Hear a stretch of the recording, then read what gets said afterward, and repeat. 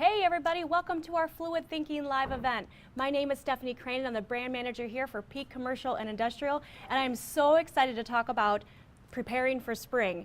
And the exciting thing is that we have three experts on today, and standing next to me is our Director of Product Management for Peak Coolant, Mr. Mark Alexander. How are you? Good morning, Stephanie. Good morning. Thank you for being here. I love it.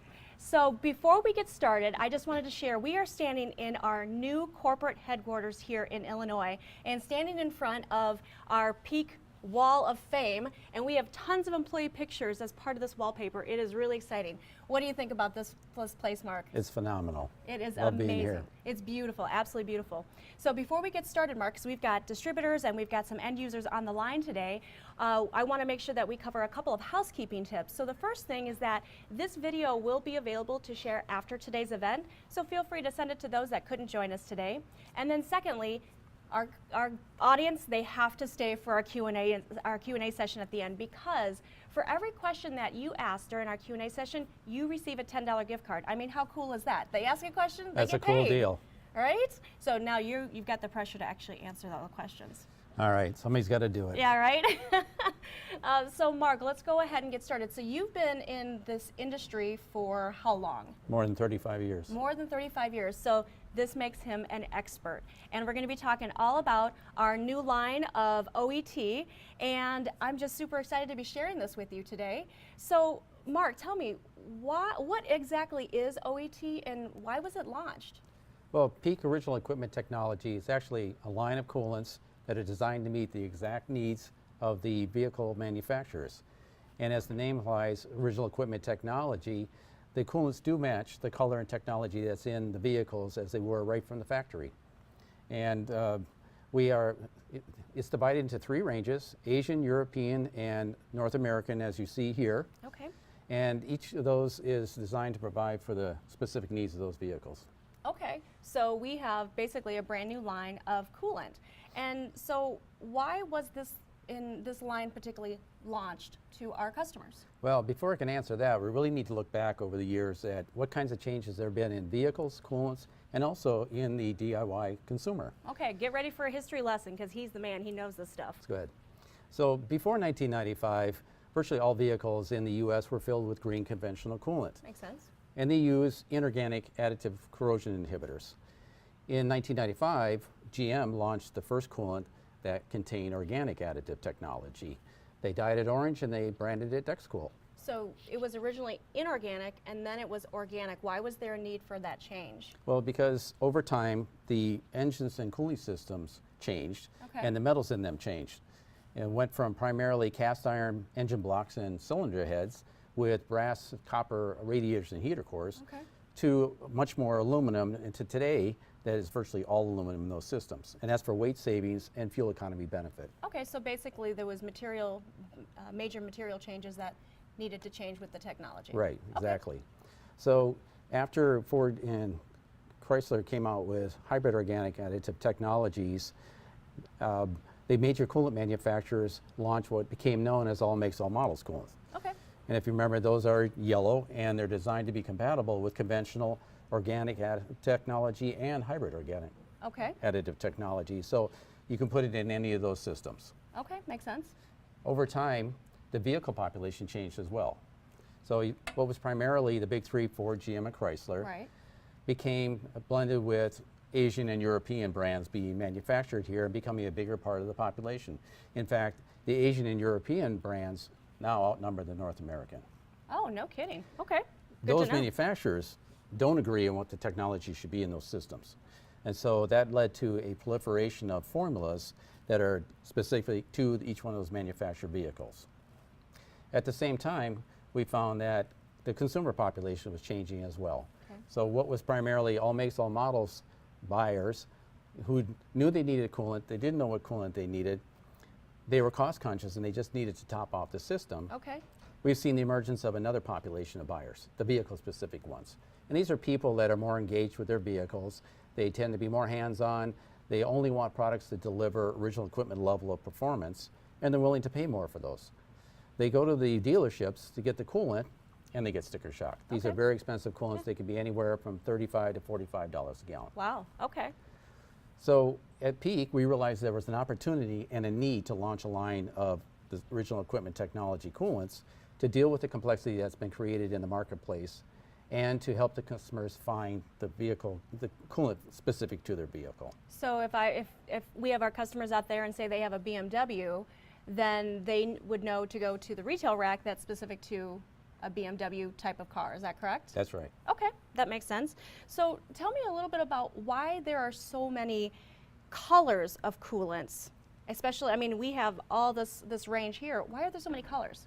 Well, if you remember, once we had North American, Asian, European car manufacturers here, that there was a diversity in the technology that was needed Okay. for their vehicles.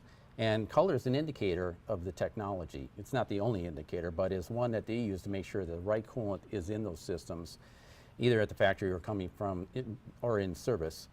And also that from a coolant marketer perspective, you want to make sure that your coolants are aligning with those colors. Okay, that makes But you sense. have to be careful because color is not the sole indicator, as I said. A green Asian is not the same as a green conventional. They're different technologies, and if you put one in the wrong system, you can have a problem. Okay, And also, if it calls for one color and you add a different color, you're going to change the color of that mix. that makes And sense. that's going to cause confusion when the car goes in for service. Okay, okay. Kind of like when you go back to kindergarten, you start mixing colors, you get a different color, Right. especially of the coolant. Yep. That makes sense. Okay, so how does a customer know which coolant is right for them? Well, one of the major objectives we had in launching the OET line was to communicate that as clearly as possible to the Okay. customers when they come in. Often there's nobody there to help them from a store staff perspective, so they need to figure it out on their own. Okay, So again, we created 3 different color bottles here so that when they walk to the shelf, they can see that there's 3 different groups of products okay, for European, for Asian, for European, and for North American Okay. vehicles. And we also put that information on the front of the label where it clearly says Asian, European, and North American vehicles. Okay. The other thing is that the people recognize that there are different colors, and if you go to your owner's manual, it may tell you what color coolant you need in there. If you've been under the hood to fill your washer fluid reservoir, right, you may have seen the coolant reservoir and can tell what the color is supposed to be in there. right. So color is a cue, and it's another way for us to communicate that. So we have color-coded caps and labels on the bottles, again, to match up with the color of the fluid and to get you to the right fluid. Okay, But the last thing is, and what virtually everybody knows, is the make, model, and year of your car. sure, I know. Mine's a 2017 Chevy Malibu. Okay, it's a GM vehicle. Okay, I happen to know that GM has an orange coolant. okay, But even if you didn't know that, you can look at the front of the bottle, and on the label is the list of vehicles for that coolant. Mine's a 2014 Nissan Murano, okay, so I know it's Asian. I know that it's a 2014 Nissan Murano, so if I look down the front of that label, okay. I will find my vehicle listed right there. That's So easy there's no enough. confusion.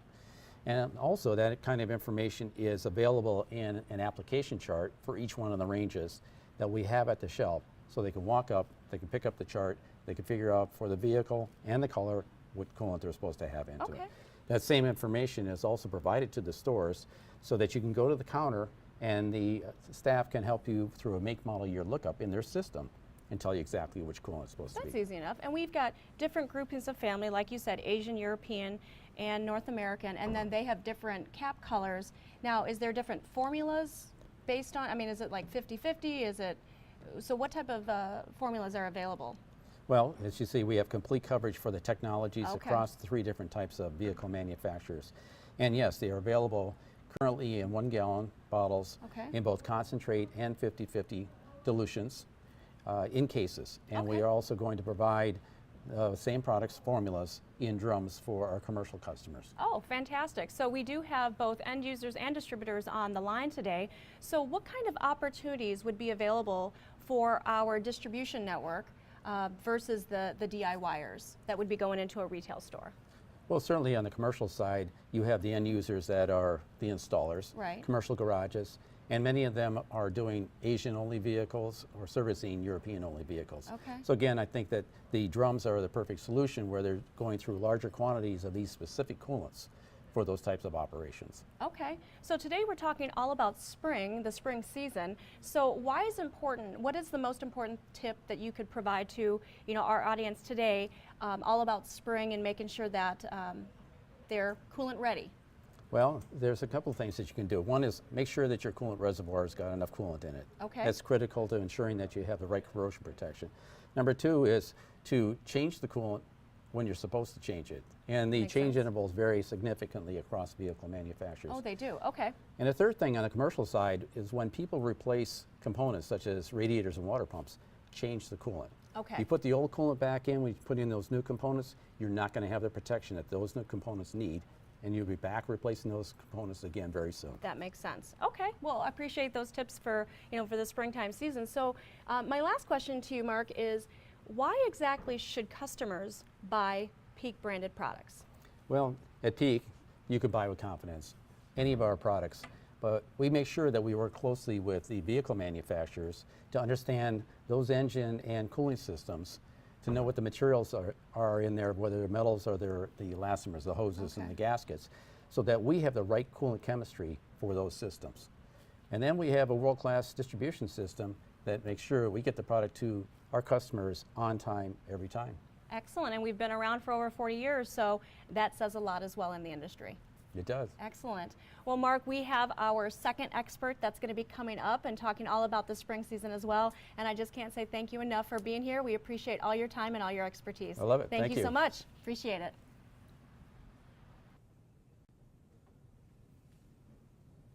And our next expert up is our Director of Product Management, and he actually takes care of all the hard goods here for Peak. But today we're going to be talking in particular about wiper blades. I'd love to introduce Mr. Tom Vassis. Welcome, Thank you. Tom. Great to be here. Thanks. Thank you so much for sharing all of your knowledge today. Yeah. What did you think of Mark's presentation? Let's say it was very fluid. Okay. Excellent, excellent. Well, today we're going to be talking all about spring. Cool. And my first question is, as we approach the spring season, how is it important for the blades that we have available to our customers? Big thing is it's a time of the year, and you should be changing these blades every 6 to 12 months. A typical consumer, believe it or not, changes them every 3 years. Oh, wow. 3 so years. there's a lot of vehicles on the road that really should have their wiper blades changed, and that's typical, and that's what we're seeing. But yeah, I mean, springtime, remember, change your blades, check your tire pressures, because the temperature's changing, that type of thing. It's just a reminder. So I mean, Excellent. yeah, it works. Excellent. So you've been around the industry for about 6, 7, 8, 10 years, Yeah. and you've got a lot of background because I've been told that you were a gearhead. I grew up around cars. My dad was a Okay. mechanic. My boys love cars, and so we tinker with them quite a bit. It's fun. It's a hobby. Do you have cars at home? Yeah. I bet you our consumers and our distributors would love to know. Well, we're a GM family, and So am I. and yeah, we got a GTO and Camaro, Trans Am, older wow. models. So they're a lot of fun, and pretty simple to work on, and really it's a lot of enjoyment for me and the family. So. Oh, excellent. Yeah. So you definitely know your cars, right? You're always learning. Absolutely, absolutely. So talking Okay. a little bit more about wiper blades. So as we're approaching the spring season, what are some of the warning signs to know that you need to change your wipers? That's a great question. I mean, wipers are pretty simple, but on the other hand, there's a lot of nuances to them. If you're driving and you see streaking or you see smearing on your windshield, they can be chattering from a noise standpoint or squeaking as they're going back and forth. That's kind of an indicator that, you know what, you really should be changing these wipers, and don't wait till you can't see real well if you have unwiped areas, that type of thing. Really important stuff. So change them regularly, keep a clear field of vision for yourself, and besides just looking at through the windshield, take a look at the blades themselves. Pick them up off the windshield. Are they cracked? Is there a set to one side? Because reality is 95% of the time the blades are sitting on the windshield cocked to one side, and what can happen is over time they can develop a set to one side. So check that out too. It's important. Excellent, excellent. Well, thank you so much for some of those tips. Sure. So now we've got a ton of blades in front of us. So tell me a little bit about some of the offerings that Peak has. Okay. Well, we've got 7 blade lines available to all of our customers. They really are categorized into 4 categories. There's conventional, there's hybrid, there's beam, and then we have winter. So when you're talking about conventional, We've got pretty much a basic conventional blade. It's all steel construction, so it's a high quality conventional. We step up then, and that's called our all season. We step up to our Max Vision. Big difference is you've got a coating on here, a graphite coating for smoother operation. You have a little heavier frame with bigger vents to help with wind lift, and also all steel construction as well. Then we step up to our top of the line, which is, you saw a picture of this a little earlier. This is our blue blade. This is brand new, just hitting the stores. It's really specifically designed towards the heavy duty market. And by that we mean not just Class 8, Class 7 trucks, Class 6. It's off-roaders, it's pickup trucks, it's people that have a lot of highway time, because the unique thing about this blade, it's our heaviest, in terms of a frame standpoint, our heaviest duty blade, but also has a unique wiping element that has these aggressive ridges that helps scrape and clean the windshields. If you got bugs on there, dust, dirt, grime, that kind of stuff, this takes care of it. It's an awesome blade, brand new. We named it Blue. It plays off of the Blue Def product line we have, very much heavy duty oriented. So very cool product. Then you step up to hybrid. Big difference on hybrid. Similar construction from a frame standpoint, but it's covered. It's got a spoiler. That helps with wind lift. It manages the wind flow, keeps it down on the windshield. And that's really important. Also looks cooler. I like cool. Top of the line, then you're talking about beam blades. And you see this one's quite a bit different. It's actually got this curvature. What this does, it has one piece of steel. It goes through the middle of it. It flexes quite a bit. This gives you, from tip to tip, even distribution of force, which leads to a good wipe. And that's also great for some of these more aerodynamic vehicles that have more curved windshields. Then we get into our winter line. That consists of a basic conventional, which is covered with a boot. This is more of a traditional type of winter blade. It's been around for a long time, tried and true, very good quality. Then you step up, just like you stepped up to a beam blade in the standard line, you step up to a beam blade in the winter line. I like this name. This one says Snow Beast. Oh, yeah, that's right. We had a little fun with this one. It's aggressive. It's got a huge wiping element, and that's the big thing about this one. It also has a boot or a cover that covers it tip to tip to keep the snow and ice out. And that's really important because you don't want that affecting the construction on the inside and jamming it up. So awesome product, and that's also relatively new. Excellent, excellent. So with all these blades, how does a customer know which one to choose for them? Gotcha. Great question, because typically what you want to do is you want to have, and this is from a product lineup, either in the stores, for installers, for fleets, that type of thing, have a conventional in the line and then have a step up if someone wants a little higher performance level, wants a little more cool factor. So you can go with a conventional and a hybrid, or go with a conventional and a beam blade at the top end, or you can go with all three. And then towards the winter time, think about, hey, I want to have something special for my customers, bring in the Snow Beast, bring in Arctic, and have that for wintertime transitions as well, not just spring. Excellent, excellent. So we have distributors as well as some consumers on the line. You know, how do they pick what's best for them or their customers? Sure. It really comes down to performance. If you're going to be more in a warmer area, you're not going to see a lot of snow and sleet and that type of thing, you can probably stay with a conventional. May not get quite the life out of it that you would if you stepped up to a beam blade, which you're going to get a little better performance, and especially high-speed performance. If you go with a beam blade or a hybrid for that matter, then you got the spoiler helping keep the blade down on the windshield. It's a little more aerodynamic and really manages the wind flow. So. Excellent, excellent. Well, you have provided our distributors and our consumers that are on the line tons of great information. We have our next product expert that's going to be coming up. And again, Tom, thank you so much for all of your expertise. Appreciate it. Thanks thank for the time. Thank you so much. Take care.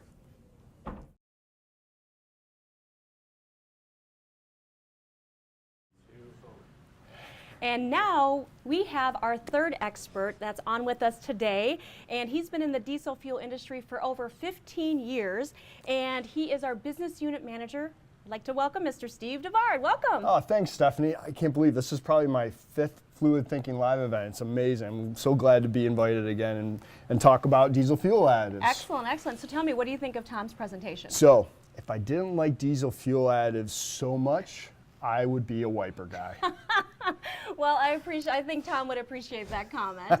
So we're going to go ahead and get started. We're talking all about spring. Yep. And like I've shared in the previous two experts, we've got distributors and some end users on the line today. And so now that the winter is actually almost over, Yep. so what should customers be thinking about when it comes to diesel fuel? So now that cold temperatures have started to go away, hopefully, right? Right. We're spring has sprung, so to speak.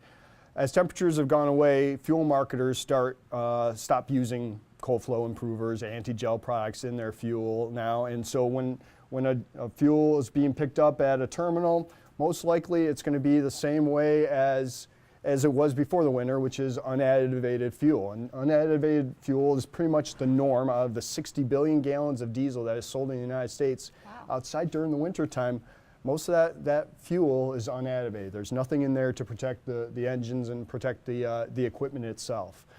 And so, like I've mentioned in other Fluid Thinking Live events, I always kind of like to remind our audience, which is our distributors as well as customers out there, about some factors that you should recognize that are happening that might impact the diesel fuel quality going into the fleets.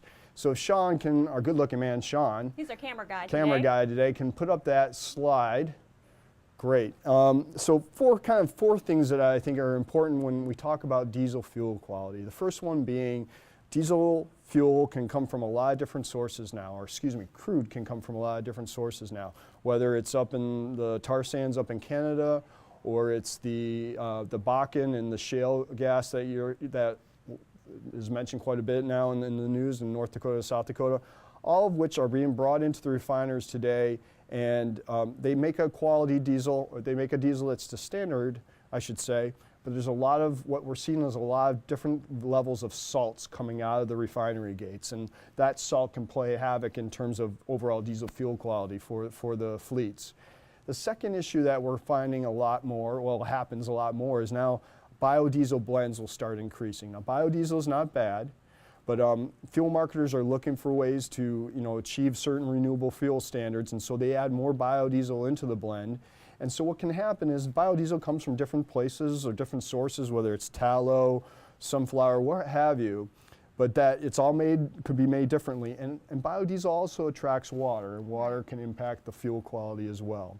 So those are kind of two fuel-related challenges for fuel quality are out there. And then when you think about modern engines that are out there today, and more OEs are putting in engines there that have more fuel economy or trying to improve fuel economy, these engines are operating under hotter temperatures, higher pressures, and therefore all those salts that I talked about before, or any kind of contaminants or deposits that might be in the fuel, those parts, those critical engine parts, become much more sensitive and can clog up and create issues in how that engine's operating. And then the fourth factor that we talk about is the fact that a lot of the fleets have gone from larger size micron filters to kind of let the fuel that might have gotten cloudy, to keep it flowing through the system. They may switch to smaller micron filters, fuel filters in their system. And as I mentioned, the salts and the water that could impact the quality of the diesel fuel, those filters tend to get clogged up more quickly. And so those are kind of the factors in terms of diesel quality that we think that end users should be concerning about. Well, we have our distributors that have, their fleets and their fleets customers, and also end users. Well, they spend a lot of money to maintain these fleets. Well, what can they do to protect their investment? And that's why we're talking about All-Season Diesel Boost today. That's it's designed. It's a multifunctional additive that we offer at Old World.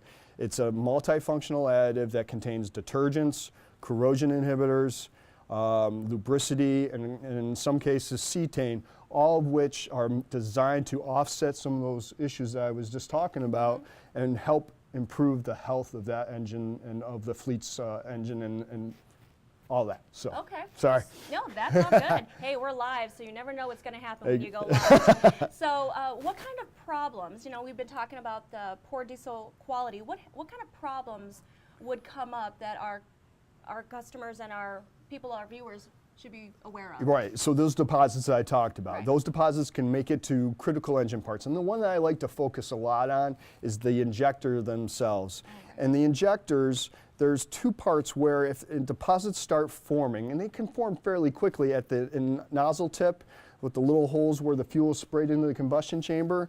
Nozzle deposits or coking can occur at that tip, as well as inside the injector itself. There's a spindle that kind of operates the fuel going out, getting let out or sprayed out by that nozzle, or that injector, excuse me. That spindle can also have deposits or lacquers that can form and can create some stickinesses. The challenge is that a lot of the drivers don't actually feel it happening, but their fuel economy is getting impacted.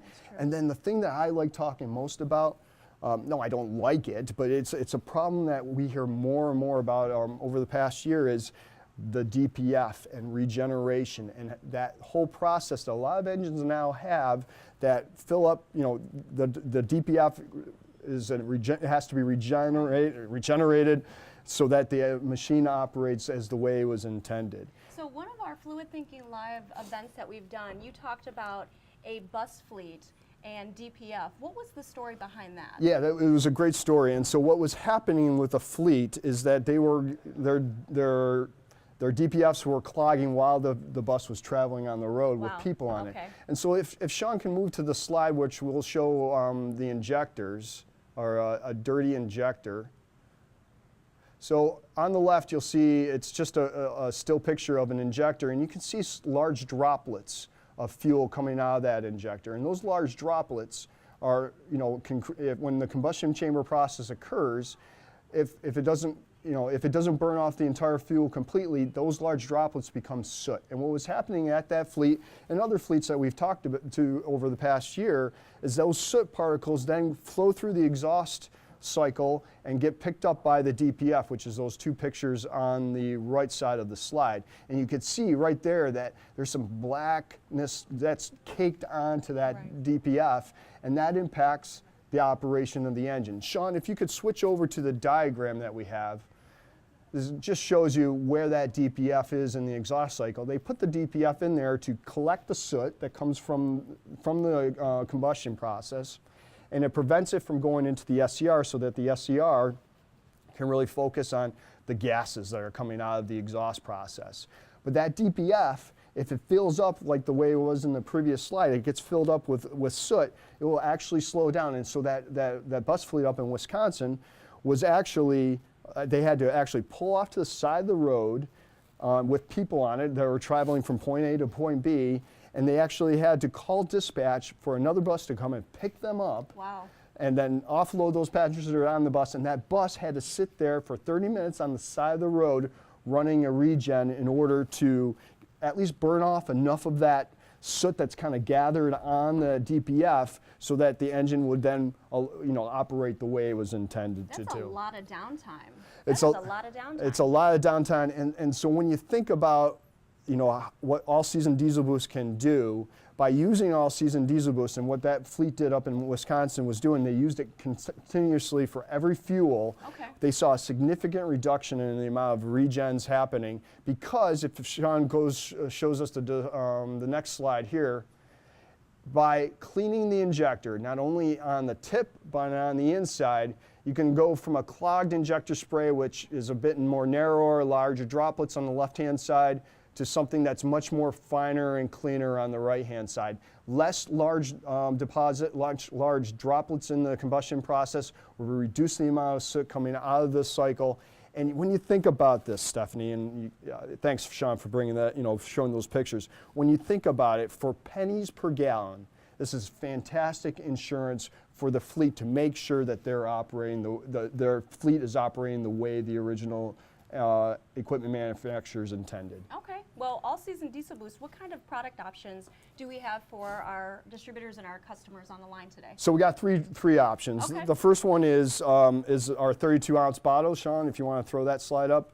This is it's a multifunctional. All our all-season diesel boost products are multifunctional, but this one is a 32-ounce. It treats it says 1 to 400, which basically means this 32-ounce container actually treats 100 gallons of fuel, and it's just something that fleets can have put into their cabs for the drivers to dump into the fuel tank as they're on the road before they fill up with diesel to properly mix the additive. And this is a perfect solution for those fleets that maybe not have as much control of how their fleets are being fueled when they're on the road. So you want to put the additive in for every time you fill up? Correct, Is and that you correct? and you do it right before Okay. you fill up with, and Okay. so that'll mix it in the customer's fuel tank on their vehicles completely. Great.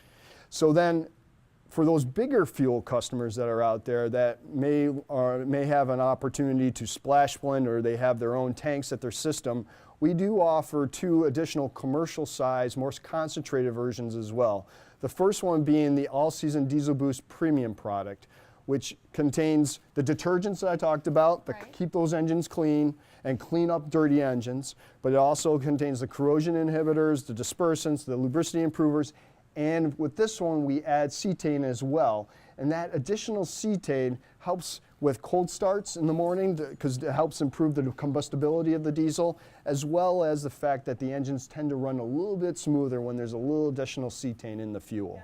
So we offer that in a premium. But for those customers who may not be as interested in increasing the cetane, the next slide will show that we also offer All-Season Diesel Boost. Once again, containing everything that I've talked about today in terms of detergents, corrosion inhibitors, dispersements, lubricity improvers, but this version doesn't contain cetane, so it's you have a little bit better treat rate because of the fact that we don't have cetane in this pack. And we've had a lot of great successes, and like I said, for pennies per gallon, if you treat their fuel, if your customers out there or distributors, when you talk to your fleets, for pennies per gallon, you could create a significant amount of assurance for the fleets to protect their investments and protect those engines and making sure they operate the way they're intended.